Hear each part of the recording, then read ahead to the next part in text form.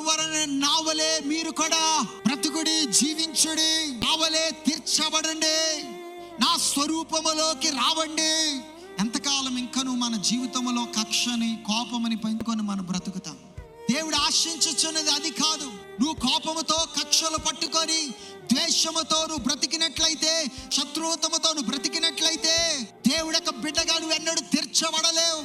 దేవుడి యొక్క వాక్యం సెలవిచ్చుచున్నది, మనము క్రీస్తు యొక్క సువార్తని మనం అంగీకరించి ఉన్నాము గనక మనము క్రీస్తు యొక్క జీవితములో, క్రీస్తు యొక్క రూపములో మనము తీర్చబడడానికి మనము ప్రయత్నము చేయుచుండగా అపోస్తలుడైన పౌలు తిమోతికి రాస్తాడు, తిమోతి జాగ్రత్త, క్రీస్తు కొరకు ఆ సద్భక్తిలో బ్రతకాలని ఒక తీర్మానము తీసుకున్నావు గనక తప్పనిసరిగా నీకేం కలుగుతుంది? హింస కలుగుతుంది. ఈ వాక్యము కొరకు నువ్వు హింసింపబడినట్లయితే సంతోషముగా ఎంచుకో.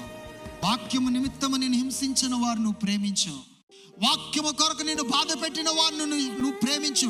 నిన్ను శపించిన వారిని, దూషించిన వారిని నువ్వు ప్రేమించు. ఈ వాక్యం అంతా ధ్యానించినప్పుడు, నేర్చుకున్నప్పుడు పరిశుద్ధాత్మ దేవుడు మన జీవితాన్ని కూడా ఆయన ఏం చేస్తాడంటే సరిపరుస్తాడు.